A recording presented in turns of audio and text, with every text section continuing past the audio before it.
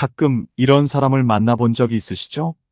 말을 툭툭 내뱉으면서도 마치 아무 일도 아니라는 듯이 난 뒤끝 없어라는 말을 덧붙입니다. 처음엔 별일 아니라고 넘기려 하지만 시간이 지나면 그 말이 자꾸 마음에 남습니다. 상처는 내가 받았는데 그 사람은 아무렇지도 않다는 그 태도가 오히려 더 답답하게 느껴지죠. 그런데 정말 그 사람이 뒤끝이 없는 걸까요? 아니면 상처를 준 것도 모른 채 그냥 넘겨버리는 걸까요? 더 심각한 건 이런 말이 반복되면 내가 문제인 것처럼 느껴진다는 거예요. 이 사람에게 무슨 말을 해야 할지 고민되고 그 상황을 어떻게 받아들여야 할지 혼란스럽죠.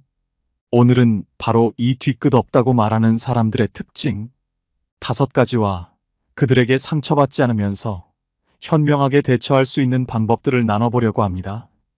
우리가 느끼는 감정들을 차분히 돌아보면서 어떻게 하면 나를 지킬 수 있을지 함께 알아볼게요.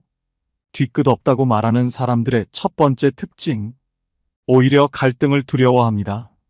석진 씨와 친구 준호는 오랜만에 만나 식사를 하고 있었습니다. 대화는 평소와 다름없이 시작되었지만 준호가 갑자기 석진 씨를 바라보며 진지한 표정으로 말을 꺼냈습니다. 석진아, 나는 솔직한 사람이잖아. 그래서 오늘 너한테 다 얘기할게. 너 성격에 좀 문제가 있어. 예전부터 사람들이랑 거리를 두고 혼자 있던 거 다 이유가 있었던 거 아냐? 너 그렇게 하면 사람들이 불편해. 석진 씨는 당황스러웠지만 준호가 계속 말을 이어가자 그저 고개만 끄덕였습니다. 마음속에서는 여러 가지 생각이 교차했지만 어떻게 반응해야 할지 몰랐습니다. 준호는 말을 끝내지도 않고 석진 씨를 더욱 몰아세우듯 이어갔습니다. 나는 이렇게 다 털어놓고 푸는 게 좋아. 너도 지금 나한테 불만 있으면 다 얘기해. 지금 말하고 풀어버려.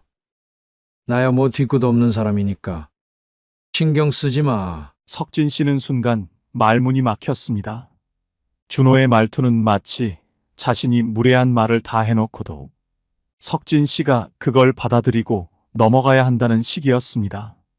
하지만 이미 석진 씨의 기분은 상한 상태였죠. 준호는 솔직함을 가장해 상대방에게 감정적으로 압박을 가하면서도 뒤끝 없다는 말을 내세워 책임을 회피하고 있었습니다. 사실 준호는 석진 씨가 자신에게 어떤 비판을 할지 두려웠던 겁니다. 그래서 미리 난 뒤끝 없으니까 라고 말하며 방어하고 있었던 거죠.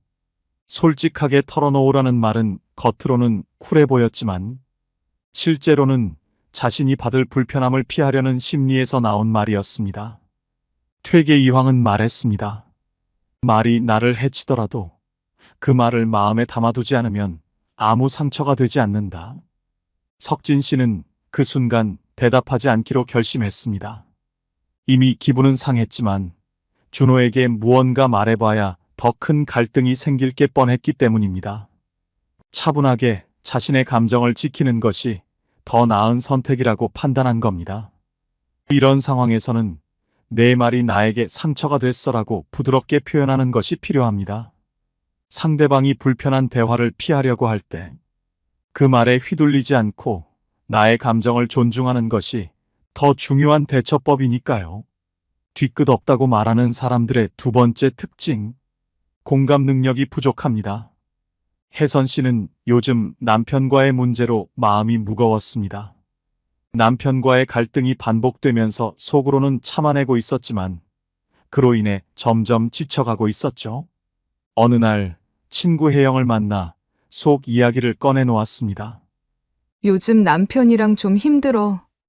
내가 잘 참고 넘기긴 하는데 솔직히 버거워. 혜선 씨는 답답한 마음을 털어놨습니다.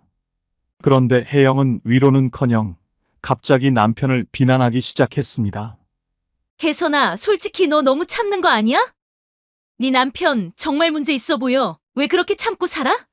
나 같으면 벌써 이혼했을 거야. 혜선 씨는 그 말을 듣고 깜짝 놀랐습니다. 남편과의 갈등을 조심스럽게 꺼낸 것뿐인데 혜영의 직설적인 말이 가슴에 비수처럼 꽂혔습니다. 혜영은 계속해서 말했습니다. 너도 좀 문제야. 왜 남편한테 다 참고 받아주고만 있어? 그러니까 남편이 널 우습게 보는 거야. 나 같으면 벌써 끝냈을걸? 내가 너를 생각해서 하는 말이야. 뭐 나야 뒤끝 없는 사람이니까 신경 쓰지 마. 혜선 씨는 그 말을 듣고 깊은 상처를 받았습니다. 남편과의 문제로 힘들어하는 중에 친구마저 자신을 비난하는 듯한 말을 하니 더 괴로웠습니다. 그런데 혜영은 자신이 한 말이 혜선 씨에게 얼마나 상처가 될 수 있는지 전혀 신경 쓰지 않는 것처럼 보였습니다. 혜영은 뒤끝 없다는 말로 자신의 무례한 말을 정당화하며 대화를 가볍게 넘기려 했죠. 율곡이인은 말했습니다. 진정한 소통은 마음속에 있는 말을 풀어내는 데서 시작된다. 이럴 때 중요한 것은 자신의 감정을 솔직하게 표현하는 것입니다. 혜선 씨는 혜영아, 네 말이 나한테는 정말 불편하게 느껴졌어. 그러니 앞으로는 조심해줘. 라고 부드럽지만 확실하게 말할 수 있습니다. 감정 표현이 서툰 사람에게는 이렇게 명확하게 감정을 전달하는 것이 중요합니다. 그럼에도 불구하고 상대가 여전히 상처를 주고 있다면 그 사람의 공감 능력이 부족하다는 점을 인정하고 감정적으로 거리를 두는 것이 필요합니다. 공감을 기대하기 어려운 사람과 계속해서 깊은 대화를 시도하는 것은 나에게 더 큰 상처가 될 수 있기 때문입니다. 이럴 때는 그 관계를 가볍게 유지하고 스스로를 지키는 것이 더 현명한 선택일 수 있습니다. 뒤끝 없다고 말하는 사람들의 세 번째 특징, 다른 사람의 감정을 무시합니다. 민수 씨는 오랜만에 친구들과 골프를 치러 갔습니다. 모두가 즐거운 시간을 보내고 있었는데 민수 씨의 퍼팅 실수가 몇 번 이어지자 친구들 사이에서 농담이 오가기 시작했습니다. 평소에도 경쟁심이 강한 지훈이 말을 꺼냈습니다. 민수야, 너 요즘 왜 이렇게 감각이 떨어졌냐? 옛날엔 좀 잘했는데 요즘 많이 늙었나 보네. 뭐 나는 그냥 솔직한 사람이니까 이런 말 하는 거야. 상처받지 마. 지훈의 말은 가벼운 농담처럼 들렸지만 민수 씨는 그 말이 자신을 비웃는 것처럼 느껴졌습니다. 예전 같지 않다는 말이 왠지 모르게 그의 자존심을 건드렸죠. 다들 웃으며 넘기려 했지만 민수 씨의 마음에는 그 말이 쉽게 사라지지 않았습니다. 지훈은 그저 솔직함을 내세워 아무렇지 않게 말을 던졌지만 민수 씨는 마음속에서 그 말이 자꾸 떠오르며 씁쓸함을 느꼈습니다.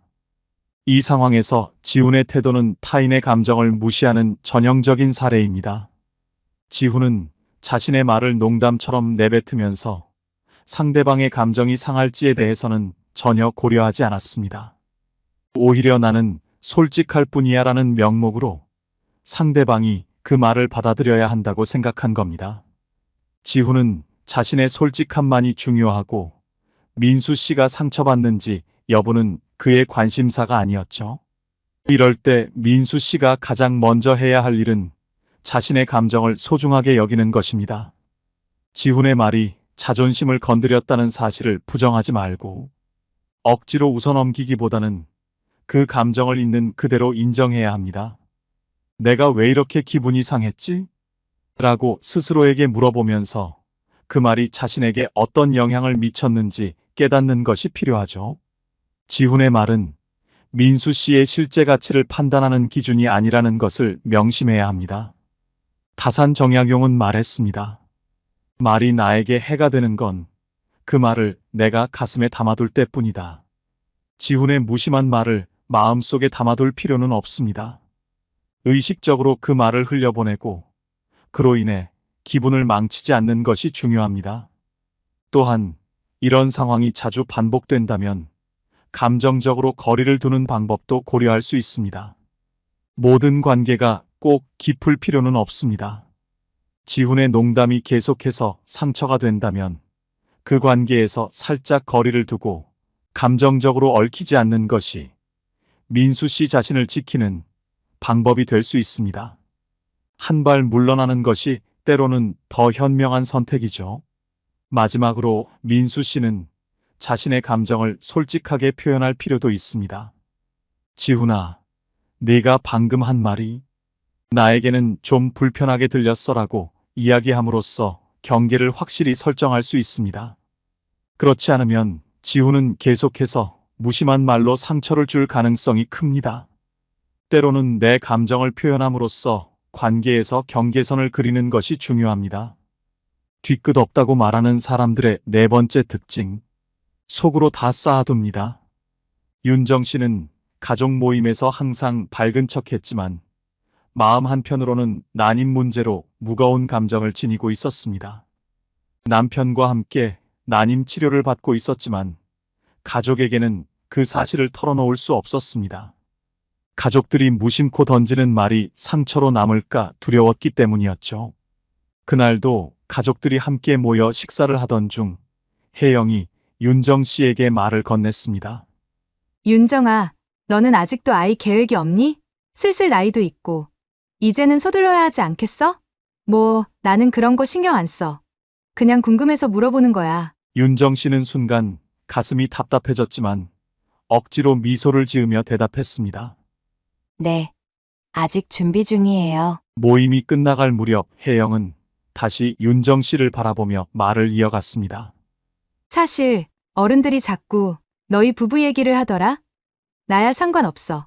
나는 괜찮은데, 어른들이 궁금해할까봐 그냥 물어본 거야. 윤정 씨는 그 말을 듣고 무언가 불편함을 느꼈지만 혜영은 멈추지 않고 말을 이어갔습니다. 너 나 알지? 나 뒤끝 없는 거. 그냥 어른들이 너무 궁금해하시길래 나도 괜히 물어본 거야. 신경 쓰지 마. 순간 모든 가족들이 말없이 조용해졌고 윤정 씨는 혜영의 말에 가슴이 철렁 내려앉는 기분이 들었습니다. 혜영은 그동안 겉으로는 아무렇지 않은 척했지만 사실은 윤정 씨의 상황을 속으로 신경 쓰고 있었습니다.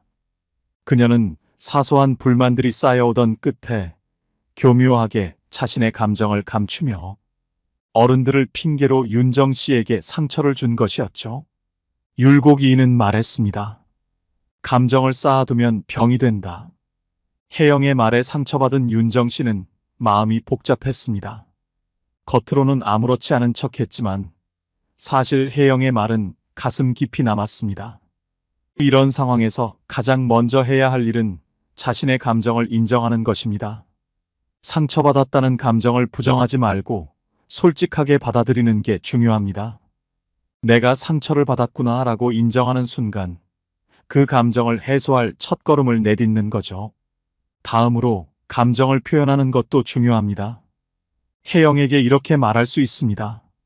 언니, 방금 한 말이 나한테는 조금 부담스러웠어. 부드럽지만 확실하게 자신의 감정을 전달하는 겁니다. 이렇게 해야 혜영도 윤정 씨가 상처받았다는 사실을 알게 되고 무심코 던진 말을 경계할 수 있죠. 세 번째로 대화를 통해 오해를 풀어나가는 과정이 필요합니다. 혜영은 자신이 한 말이 큰 상처를 줄 몰랐을 수도 있습니다. 윤정 씨가 직접적으로 난임 치료의 어려움과 이 문제에 민감할 수밖에 없는 이유를 설명하면 서로의 입장을 이해하고 갈등이 해소될 수 있습니다. 그리고 상대의 말에 너무 휘둘리지 않는 것도 필요합니다. 혜영의 말은 그녀의 생각일 뿐 윤정 씨의 진실을 반영하지는 않아요. 혜영의 말에 깊이 반응하기보다는 그 말이 나를 정의하지 않는다는 사실을 인식하고 마음의 여유를 가지는 것이 중요합니다. 마지막으로 감정적으로 거리를 두는 선택도 고려할 수 있습니다. 혜영이 던지는 말이 반복적으로 상처가 된다면 그 관계에서 너무 깊이 얽히지 않고 거리를 두는 것이 윤정 씨 자신을 보호하는 방법이 될 수 있습니다. 뒤끝 없다고 말하는 사람들의 다섯 번째 특징, 자신은 잘못이 없다고 생각합니다. 혜선 씨는 3년 만에 열린 동창 모임에 참석했습니다. 고등학교 졸업 이후 꾸준히 만나온 친구들이었지만 매번 시간과 상황이 맞지 않아 이번 모임은 오랜만이었죠. 모임 장소는 그들이 자주 가던 단골 카페였고 다들 예전 그대로인 듯 웃고 떠드는 분위기였습니다. 오랜만에 만난 만큼 반가운 인사와 함께 근황을 묻고 답하는 시간이 이어졌습니다. 대화는 자연스럽게 각자의 삶 이야기로 흘러갔고, 혜선 씨는 최근에 작은 사업을 시작했다고 말했죠. 그때 은영이 갑자기 말했습니다. 혜선아, 너 사업 시작했다며? 너 그런 거 시작했다가 맨날 실패했잖아. 이번에도 금방 접겠네. 모두가 순간 조용해졌고, 혜선 씨는 심장이 철렁 내려앉는 기분이었죠. 은영은 곧바로 덧붙였습니다. 그냥 하는 소리야. 신경 쓰지 마. 나 뒤끝없잖아. 혜선 씨는 순간 당황했지만 그냥 웃어넘기려 했습니다. 그러나 마음은 이미 무거워졌습니다. 사업을 시작하는 데 있어서 많은 고민과 준비가 있었고, 은영이 그걸 가볍게 치부한 것이 마음에 남았죠. 집으로 돌아가는 길 혜선 씨는 은영의 그 말이 자꾸 떠올랐습니다. 정말 농담이었을까? 아니면 내가 진짜 그런 사람이라고 생각하는 걸까? 이런 상황에서 은영의 뒤끝 없다는 말은 책임 회피의 전형적인 예입니다. 혜선 씨의 과거를 가볍게 농담으로 언급하면서도 그 말이 상대에게 미칠 영향에 대해선 전혀 고려하지 않았죠. 은영은 뒤끝 없다는 말을 덧붙임으로써 자신의 발언에 대한 책임을 피하고 마치 아무 일도 아니라는 듯 넘어가려 한 겁니다. 그 말 속엔 나는 그냥 솔직했을 뿐이야 라는 태도가 숨어 있어요. 즉, 상대가 그 말을 상처로 받아들일 가능성은 생각하지 않고 오히려 자신이 진실을 말한 것이라며 상처를 무시하는 심리가 깔려 있는 거죠. 문제는 이런 무심한 말들이 나에게 깊은 상처로 남는다는 겁니다. 혜선 씨는 그 순간 넘기려 했지만 은영의 말은 마음속에 계속 맴돌며 불편함을 키워갔죠. 뒤끝 없다는 말은 상대방에게 이건 별일 아니니까 그냥 넘겨라는 신호를 보내지만 그 상처는 내 마음속에서 쉽게 사라지지 않는다는 게 가장 큰 문제입니다. 율곡이인은 말했습니다. 사람은 스스로를 존중할 때 다른 이와 조화를 이룰 수 있다. 여기서 혜선 씨가 해야 할 일은 자신의 감정을 소중하게 여기는 것입니다. 은영의 무심한 말에 휘둘려 자존감을 잃을 필요는 없죠. 또한 혜선 씨는 자연스럽게 거리를 두는 선택을 할 수 있습니다. 모든 관계가 깊어질 필요는 없습니다. 만약 상대방의 말이 반복적으로 상처를 준다면 굳이 계속해서 그 관계에 힘을 쏟을 필요는 없겠죠. 특히 은영과 같은 사람은 상대의 감정에 둔감하기 때문에 무심코 던지는 말들이 계속해서 상처를 줄 가능성이 큽니다. 이런 관계에서는 거리를 두고 스스로의 평온을 지키는 것이 필요합니다. 만약 거리 두는 방법이 힘들다면 혜선 씨는 은영에게 상처받지 않기 위해서 대화를 통해 경계를 분명히 해야 합니다. 은영아, 그 말이 나에게 조금 불편했어. 라고 솔직하게 표현하는 것이죠.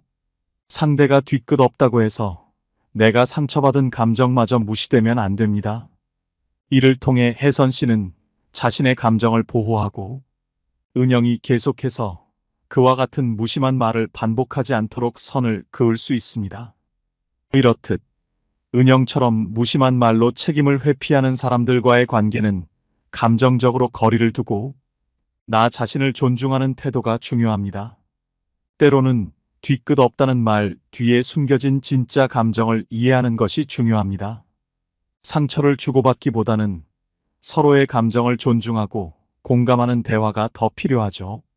오늘은 내 감정도 상대의 감정도 따뜻하게 대하는 하루가 되시길 바랍니다. 혹시 여러분도 비슷한 상황을 겪으셨다면 댓글로 사연을 나눠주세요. 많은 분들께 큰 도움이 될 것입니다. 이 영상이 필요한 분들께 공유해 주시고 구독과 좋아요로 저를 응원해 주세요. 여러분과의 소중한 연결이 저에게 큰 힘이 됩니다. 오늘도 여러분의 행복을 빕니다. 이상으로 행복 주문서였습니다.